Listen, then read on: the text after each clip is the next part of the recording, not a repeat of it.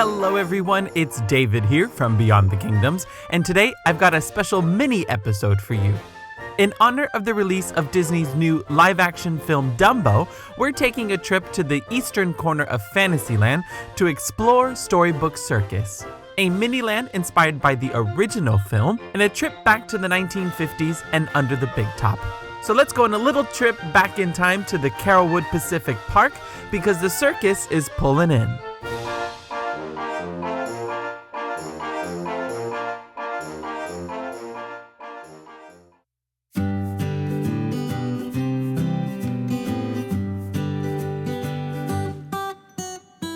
You may be surprised to know that this little corner of Magic Kingdom has changed many times over the years before Dumbo and his circus friends took over. And there's a fun bit of history here.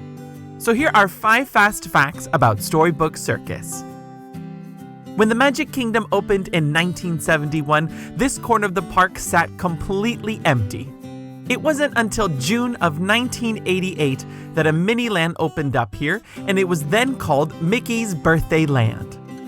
This was meant to be a temporary land and was built in honor of Mickey's 60th birthday. The land was later renamed to Mickey's Starland, and then later, in 1996, it underwent another transformation. And if you're around my age, you probably remember Mickey's Toontown, which is very similar to the California counterpart over in Disneyland.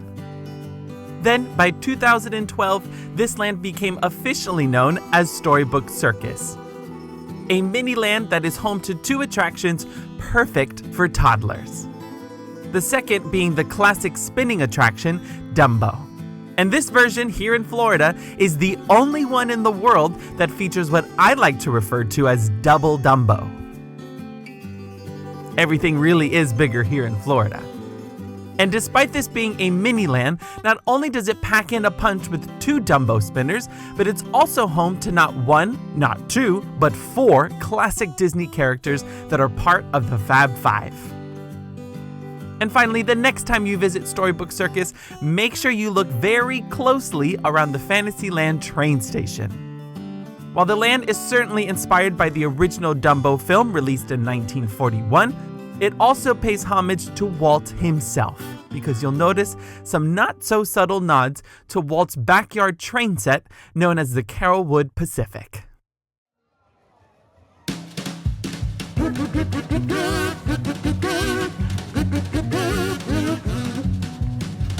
As I've stated, Storybook Circus is small, but certainly features 2 classic attractions that are both a rite of passage for the little ones. First, we have the Barnstormer, starring the great Goofini.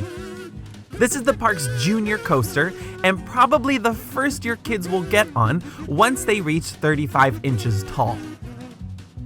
Before a roller coaster was built here, this plot of land was actually used for Grandma Duck's petting zoo. The Barnstormer first opened with Toontown in 1996, and then rethemed for Storybook Circus.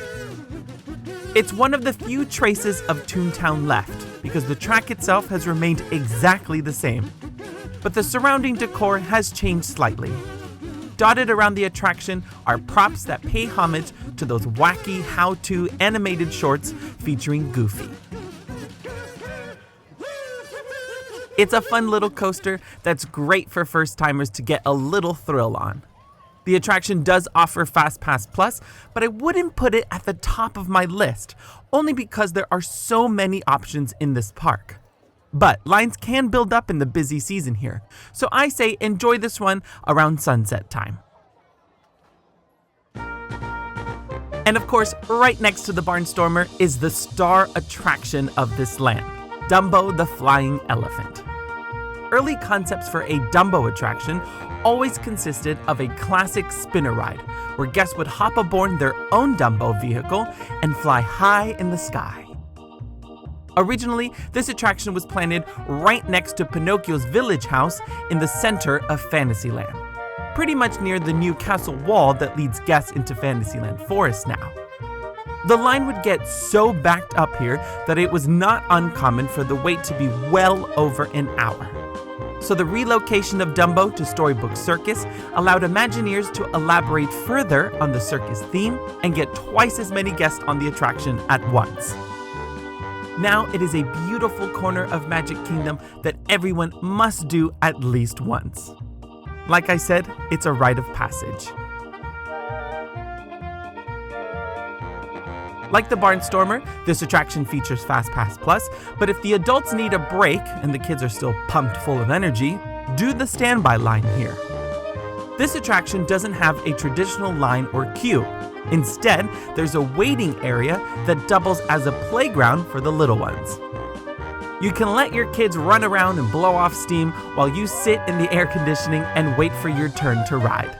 It's genius, and I wish all the rides at Disney World had something like this.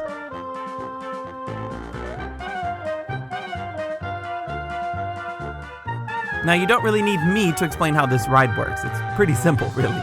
But I will say that if you're going to make a stop here, it is well worth doing after the sun goes down, because all the beautiful fountains and colors are breathtaking. And certainly take a few extra minutes to appreciate the finer details of the ride structure itself. I love all the little storks carrying the baby animals, and of course the cute murals at the base of the attraction. No trip to Disney World is complete without a ride on Dumbo, especially if you're bringing a little one for the very first time.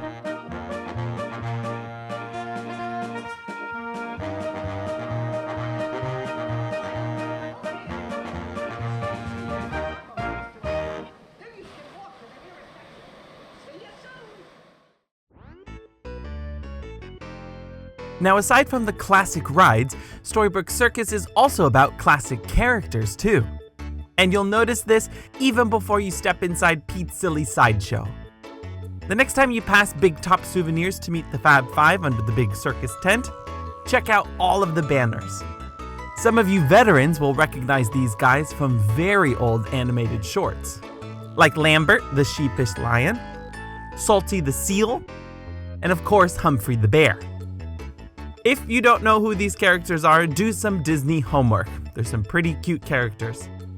But inside Pete's Silly Sideshow is where you'll find some of the Fab Five. In fact, this is the only location in Magic Kingdom where you'll get to meet these specific characters for pictures and autographs. Currently, there are two different lines here. One where you'll meet Daisy Duck, followed by Pluto. Originally, Minnie Mouse was stationed here with Daisy, but she's currently residing in Town Square Theater with Mickey. And then over in the second line, you'll meet Goofy, followed by Donald. Now, as you can see, it's worth noting that all four characters are not in their traditional costumes here. Instead, they are dressed as different characters and acts that are part of the circus.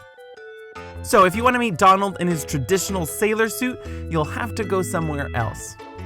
And despite this being a very elaborate and beautifully themed character meet and greet location, FastPass Plus is not offered here. But you'll be happy to know that the wait times don't get too bad here. It's pretty common for these characters to only have a 20 or 30-minute wait to meet a pair. If it's longer than that when you arrive, simply come back later in the day. I promise you it will go down. But a stop I'm sure many of you will make in the very middle of the day when the sun is absolutely scorching is at Casey Jr.'s Splash and Soak Station.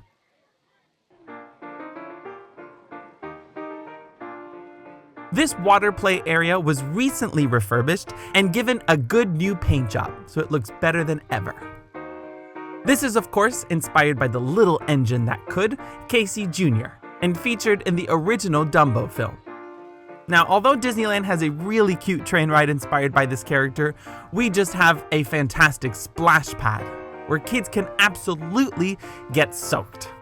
Believe me, it comes in handy in those summer months. Just pack an extra set of clothes for the little ones.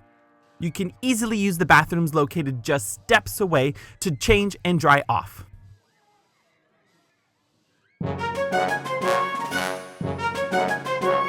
And finally, no trip to Storybook Circus is complete without a stop at Big Top Souvenirs. This fantastic shop not only sells a good array of merchandise, but is a great escape from the sun.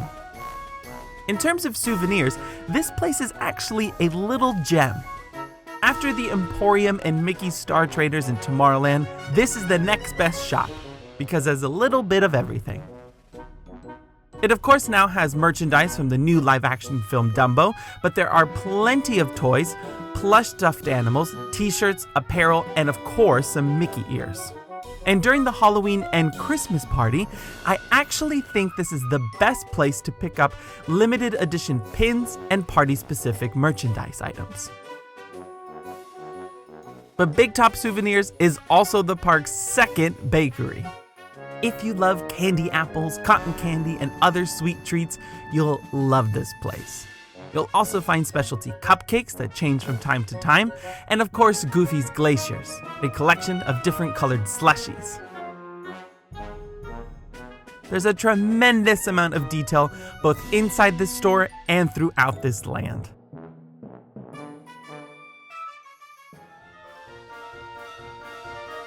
So there you have it, friends, a quick exploration of a very underappreciated corner of Magic Kingdom, Storybook Circus.